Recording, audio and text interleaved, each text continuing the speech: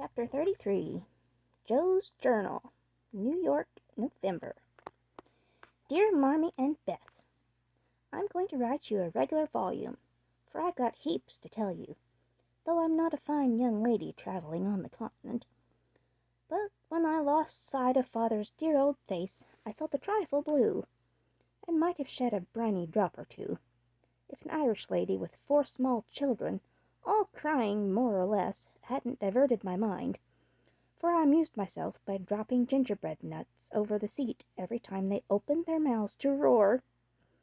Soon the sun came out, and, taking it as a good omen, I cleared up likewise, and enjoyed my journey with all my heart. Mrs. Kirke welcomed me so kindly I felt at home at once, even in that big house full of strangers. She gave me a funny little sky parlor, all she had, but there is a stove in it, and a nice table and a sunny window, so I can sit here and write whenever I like. A fine view, and a church tower opposite atoned for the many stairs, and I took a fancy to my den on the spot. The nursery, where I am to teach and sew, is a pleasant room next Mrs. Kirke's private parlor, and the 2 little girls are pretty children, rather spoilt, I fancy, but they took to me after telling them 7 bad pigs, and I've no doubt I shall make a model governess. I am to have my meals with the children, if I prefer it to the great table, and for the present I do, for I am bashful, though no one will believe it. Now, my dear, make yourself at home, said Mrs. K. in her motherly way. I'm on the drive from morning till night, as you may suppose with such a family, but a great anxiety will be off my mind if I know the children are safe with you. My rooms are always open to you, and your own shall be as comfortable as I can make it. There are some pleasant people in the house, if you feel sociable, and your evenings are always free. Come to me if anything goes wrong, and be as happy as you can. There's the tea bell. I must run and change my cap. And off she bustled, leaving me to settle myself with my new nest. As I went downstairs, soon after, I saw something I liked. The flights are very long in this tall house, and as I stood waiting at the head of the 3rd one for a little servant girl to lumber up, I saw a gentleman come along behind her, take the heavy hod of coal out of her hand, carry it all the way up, put it down at a door near by, and walk away, saying with a kind nod and a foreign accent, "It goes better so. The little back is too young to have such heaviness." Wasn't it good of him? I like such things, for, as father says, trifles show character. When I mentioned it to Mrs. K. that evening, she laughed and said, "That must have been Professor Baer. He's always doing things of that sort." Mrs. K. told me he was from Berlin, very learned and good, but poor as a church mouse, and gives lessons to support himself and 2 little orphan nephews whom he is educating here, according to the wishes of his sister, who married an American. Not a very romantic story, but it interests me, and I was glad to hear that Mrs. K. lends him her parlor for some of his scholars. There is a glass door between it and the nursery, and I mean to peep at him, and then I'll tell you how he looks. He's almost 40, so it's no harm, Marmee. After tea, and a go-to-bed romp with the little girls, I attacked the big work-basket, and had a quiet evening chatting with my new friend. I shall keep a journal letter, and send it once a week. So good night, and more tomorrow. Tuesday Eve. Had a lively time in my seminary this morning, for the children acted like Sancho, and at one time I really thought I should shake them all around. Some good angel inspired me to try gymnastics, and I kept it up till they were glad to see me sit down and keep still. After luncheon, the girl took them out for a walk, and I went to my needlework, like little Mabel, with a willing mind. I was thanking my stars that I'd learned to make nice buttonholes when the parlor door opened and shut, and someone began to hum "Kennst du das Land?" like a big bumblebee. It was dreadfully improper, I know, but I couldn't resist the temptation, and lifting one end of the curtain before the glass door, I peeped in. Professor Bauer was there, and while he arranged his books I took a good look at him. A regular German, rather stout, with brown hair tumbled all over his head, a bushy beard, good nose, the kindest eyes I ever saw, and a splendid big voice that does one's ears good, after our sharp and slipshod American gabble. His clothes were rusty, his hands were large, and he hadn't a really handsome feature in his face, except his beautiful teeth. Yet I liked him, for he had a fine head. His linen was very nice, and he looked like a gentleman, though 2 buttons were off his coat, and there was a patch on one shoe. He looked sober in spite of his humming, till he went to the window to turn the hyacinth bulbs toward the sun, and stroke the cat, who received him like an old friend. Then he smiled, and when a tap came at the door, called out in a loud, brisk tone, "Herein!" I was just going to run, when I caught sight of a morsel of a child carrying a big book, and stopped to see what was going on. "Me wants my bar," said the mite, slamming down her book and running to meet him. "Thou shalt have thy bar. Come, then, and take a good hug from him, my Tina," said the Professor, catching her up with a laugh, and holding her so high over his head that she had to stoop her little face to kiss him. "Now me must teddy my lesson," went on the funny little thing. So she put her up at the table, opened the great dictionary she had brought, and gave her a paper and pencil, and she scribbled away, turning a leaf now and then, and passing her little fat finger down the page, as if finding a word, so soberly that I nearly betrayed myself by a laugh, while Mr. Barr took stroking her pretty hair with a fatherly look that made me think she must be his own, though she looked more French than German. Another knock and the appearance of 2 young ladies set me back to my work, and there I virtuously remained through all the noise and gabbling that went on next door. One of the girls kept laughing affectedly, and saying, "Now, Professor," in a coquettish tone, and then another pronounced her German with an accent that must have made it hard for him to keep sober. Both seemed to try his patience sorely, for more than once I heard him say emphatically, "No, no, it is not so. You have not attend to what I say," and once there was a loud rap, as if he struck the table with his book, followed by a despairing exclamation, "Prut! It all goes bad this day." Poor man, I pitied him, and when the girls were gone, took just one more peep to see if he survived it. He seemed to have thrown himself back in his chair, tired out, and sat there with his eyes shut till the clock struck 2, when he jumped up, put his books in his pocket, as if ready for another lesson, and taking little Tina, who had fallen asleep on the sofa, in his arms, he carried her quietly away. I fancy he has had a hard life of it.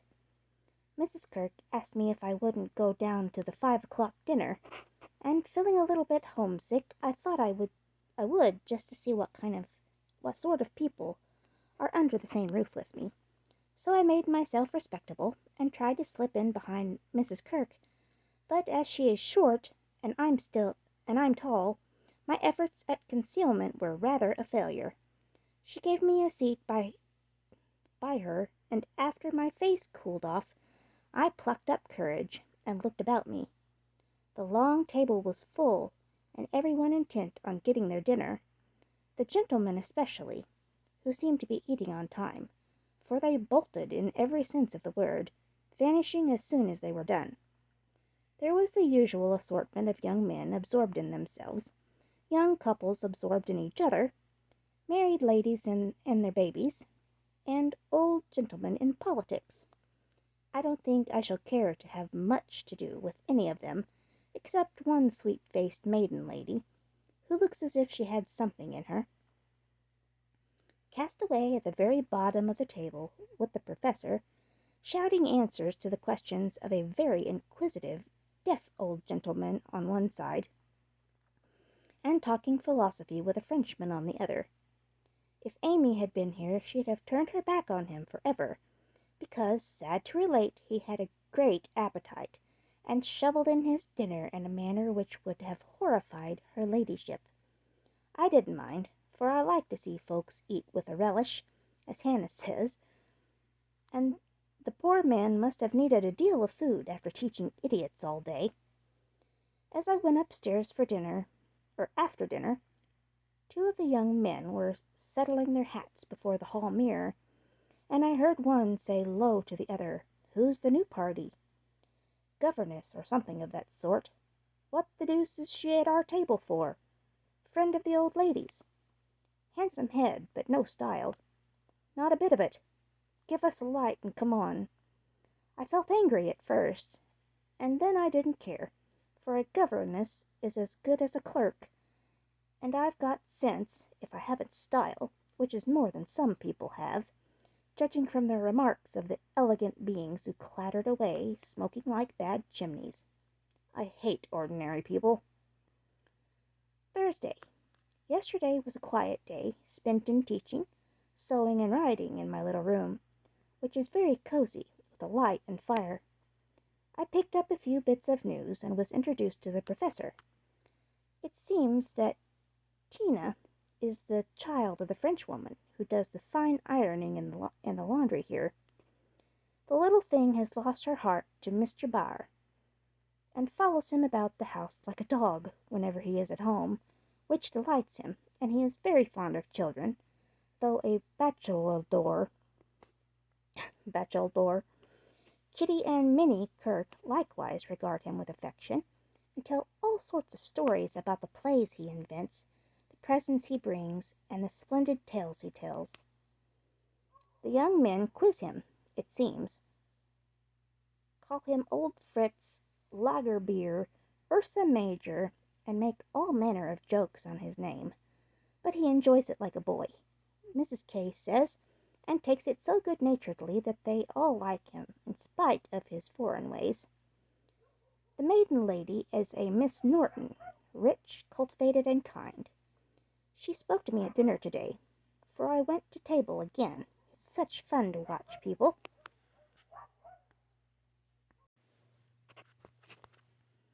And asked me to come and see her at her room. She has fine books and pictures, knows interesting persons, and seems friendly, so I shall make myself agreeable, for I do want to get into good society, only it isn't the same sort that Amy likes. I was in our parlour last evening when Mr. Barr came in with some newspapers for Mrs. Kirk. She wasn't there, but Minnie, who is a little old woman, introduced me very prettily. "This is Mamma's friend, Mrs. March," or Miss March. "Yes, and she's jolly, and we like her lots," added Kitty, who is an infant terrible. We both bowed, and then we laughed, for the prim introduction and the blunt addition were rather a comical contrast. "Ah, yes, I hear these naughty ones go to vex you, Miss March. If so again, call at me, and I come," he said, with a threatening frown that delighted the little wretches. I promised I would, and he departed. But it seems as if I was doomed to see a good deal of him, for today, as I passed his door on my way out, by accident I knocked against it with my umbrella.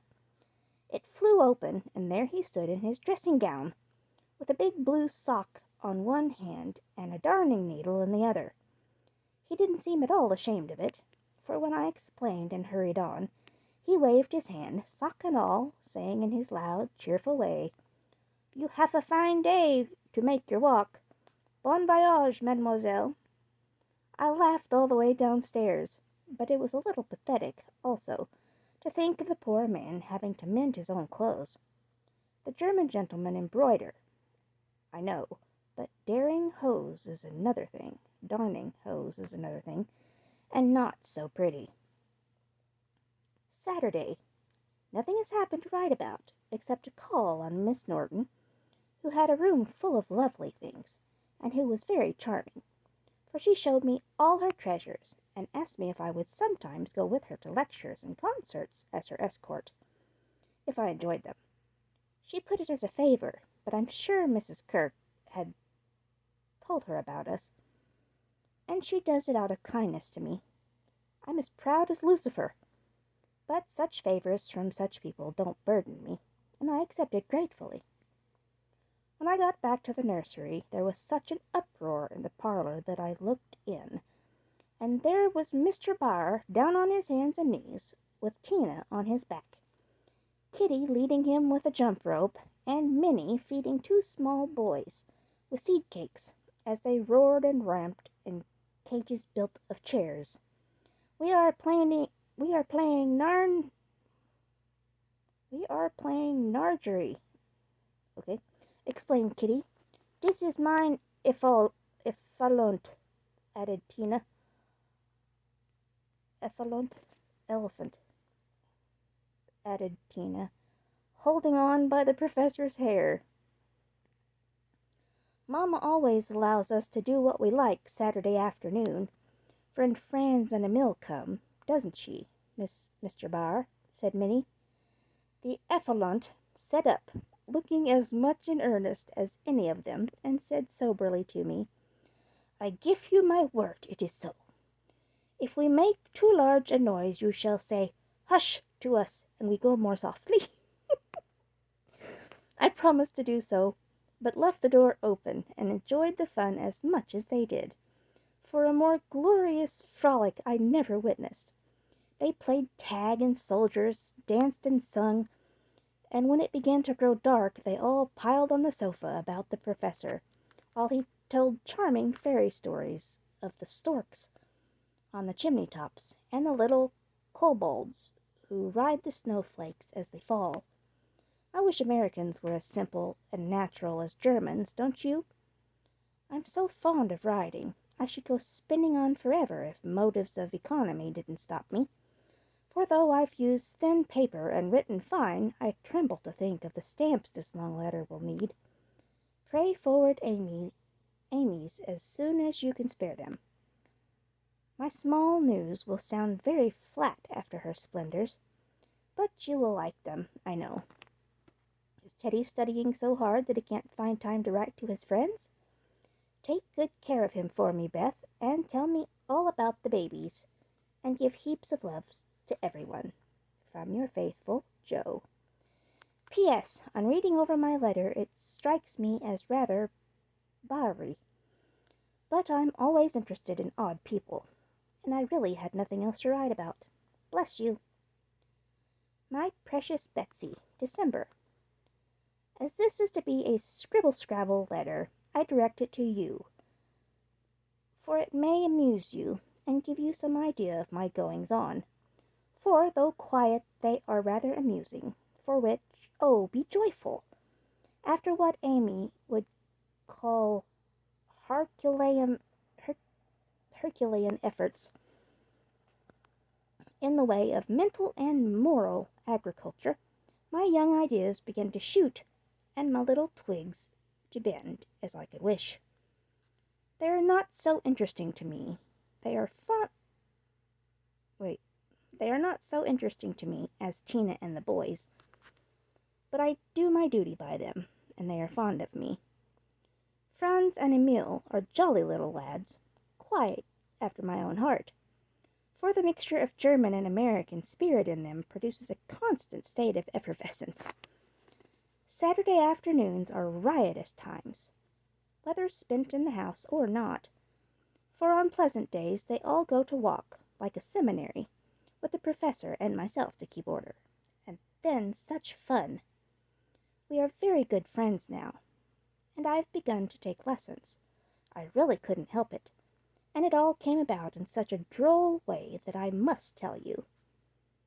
To begin at the beginning, Mrs. Kirk called to me one day, as I passed Mr. Bower's room, where she was rummaging.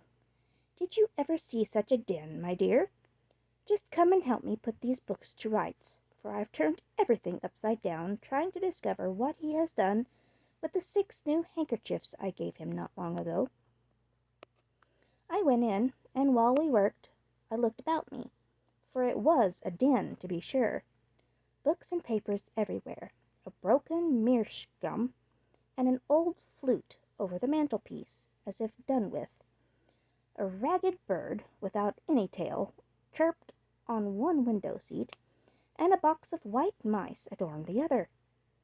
Half-finished boats and bits of string lay among the manuscripts. Dirty little boots stood drying before the fire, and traces of the dearly beloved boys, for whom he makes a slave of himself, were to be seen all over the room. After a grand rummage, 3 of the missing articles were found.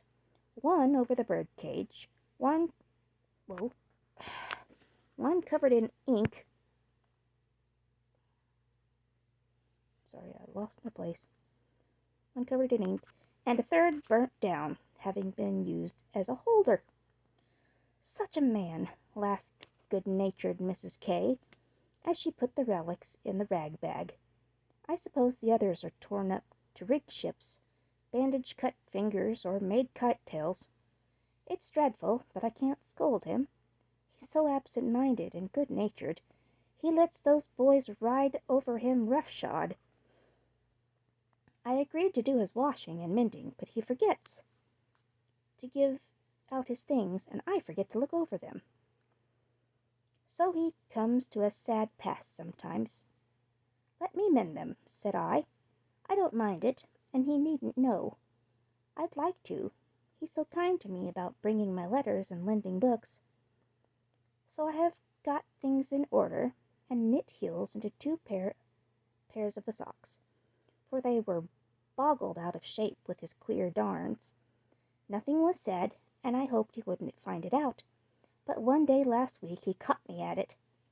Hearing the lessons he gives to others had interested and amused me so much that I took a fancy to learn, for Tina runs in and out, leaving the door open, and I can hear. I had been sitting near this door, finishing off the last sock, and trying to understand what he said to a new scholar, who is as stupid as I am.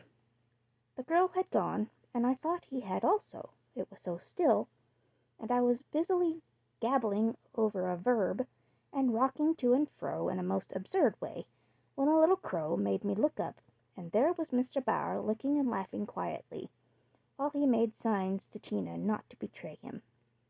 "So," he said, as I stopped, and stared like a goose, "you peep at me, I peep at you, and that is not bad.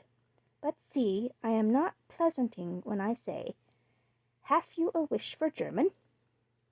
"Yes, but you are too busy. I am too stupid to learn," I blundered out, and red as a peony. "Prut! We will make the time, and we fail not to find the sense. At evening I shall give a little lesson which much gladness. For, look you, Miss March, I have this debt to pay," and he pointed to my work. "Yes," they say to one another, these so kind ladies, "he is a stupid old fellow. He will see not what we do. He will never observe that his sock heels got no inholes any more. He will think these buttons grow out new when they fall, and believe that strings make theirselves. Ah, but I have an eye, and I see much. I have a heart, and I feel thanks for this. Come, a little lesson then and now, or no more good fairy works for me and mine." Of course I couldn't say anything after that, and as really cut off, and as for really,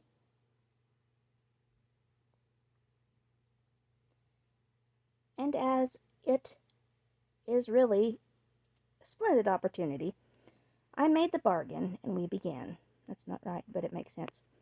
I took 4 lessons, and then I stuck fast in a grammatical bog. The professor was very patient with me, but it must have been torment to him, and now and then he'd look at me with such an expression of mild despair that it was a toss-up with me whether to laugh or cry. I tried both ways, and when it came to a sniff of utter mortification and woe, he just threw the grammar onto the floor and marched out of the room. I felt myself disgraced and deserted forever, but didn't blame him a particle, and was scrambling my papers together, meaning to rush upstairs and shake myself hard, when in he came, as brisk and beaming as if I'd covered myself with glory. "Now we shall try a new way. You and I will read these pleasant little Marchins together, and dig no more in that dry book that goes in the corner for making us trouble." He spoke so kindly, and opened Hans Andersen's fairy tales so invitingly before me, that I was more ashamed than ever, and went at my lesson in a neck or nothing style, that seemed to amuse him immensely. I forgot my bashfulness, and pegged away (no other word will express it) with all my might, tumbling over long words, pronouncing according to the inspiration of the minute, and doing my very best.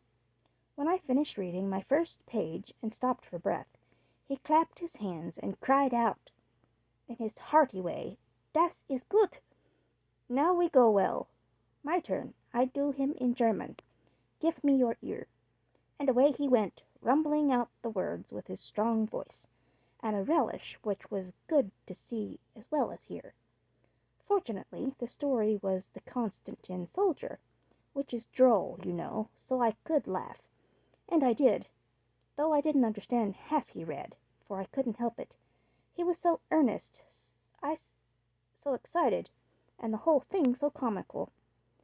After that we got on better, and now I read my lessons pretty well, for this way of studying suits me, and I can see that the grammar gets tucked into the tales and poetry as one gives pills in jelly.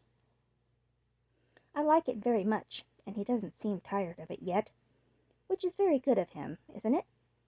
I mean to give him something on Christmas, for I dare not offer money. Tell me something nice, Marmee.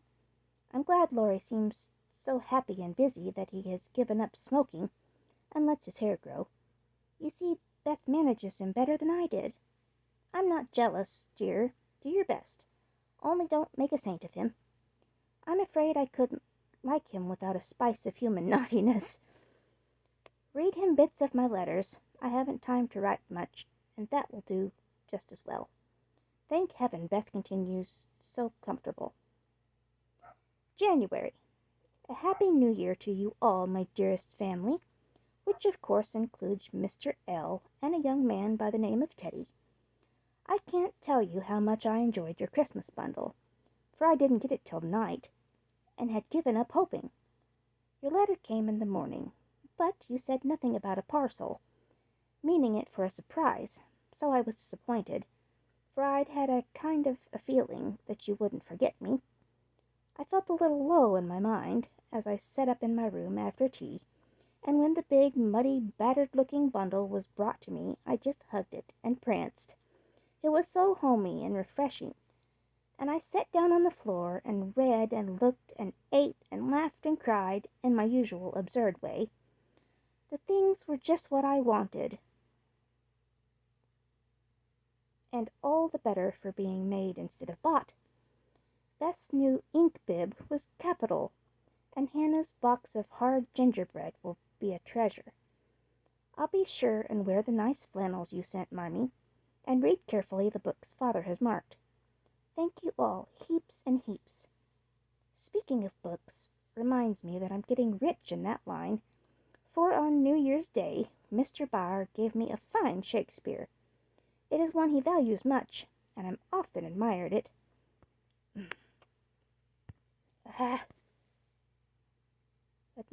Set up in the place of honor, with his German Bible, Plato, Homer, and Milton. So you may imagine how I felt when he brought it down without its cover, and showed me my name in it. For my friend Frederick Barr. You say often you wish a library. Here I give you one, for between these lids, he meant covers, is many books in one. Read him well, and he will help you much, for the study of character in this book will help you to read it in the world and paint it with your pen. I thanked him as well as I could, and talked now about my library as if I had 100 books. I never knew how much there was in Shakespeare before, but then I never had a bar to explain it to me. Now don't laugh at its horrid name. It isn't pronounced either bear or beer, as people will say it, but something between the two, as only Germans can give it. I'm glad you both like what I tell you about him, and hope you will know him some day. Mother would admire his warm heart, father his wise head. I admire both, and feel rich in my new friend Friedrich Bar. Not having much money, or knowing what he'd like, I got several little things and put them about the room, where he would find them unexpectedly. They were useful, pretty, or funny. A new standish on his table, a little vase for his flower, he always has one, or a bit of green in a glass to keep him fresh, he says, and a holder for his blower, so that he needn't burn up what Amy calls mouchoirs. I don't know.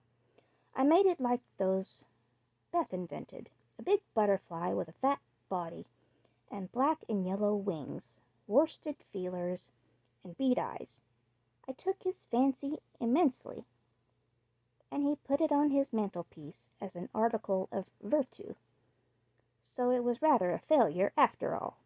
Poor as he is, he didn't forget a servant or a child in the house, and not a soul here, from the French laundry woman to Miss Norton, forgot him. I was so glad of that. They got up a masquerade and had a gay time New Year's Eve. I didn't mean to go down, having no dress, but at the last minute Mrs. Kirke remembered some old brocades, and Miss Norton lent me lace and feathers, so I dressed up as Mrs. Malaprop and sailed in with a mask on. No one knew me, for I disguised my voice, and no one dreamed of the silent, haughty Miss March, for they think I am very stiff and cool, most of them, and so I am to whippersnappers, could dance and dress, and burst out into nice derangement of epitaphs, like an allegory on the banks of the Nile. I enjoyed it very much, and when we unmasked it was fun to see them stare at me. I heard one of the young men tell another that he knew I'd been an actress. In fact, he thought he remembered seeing me at one of the minor theatres.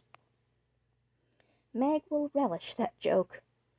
Mr. Bauer was Nick Bottom, and Tina was Tatiana, a perfect little fairy in his arms. To see them dance was quite a landscape, to use a Teddyism. I had a very happy New Year after all, and when I thought it over in my room, I felt as if I was getting on a little in spite of my many failures. For I'm cheerful all the time now, work with a will, and take more interest in other people than I used to, which is satisfactory. Bless you all. Enter your loving, Jo.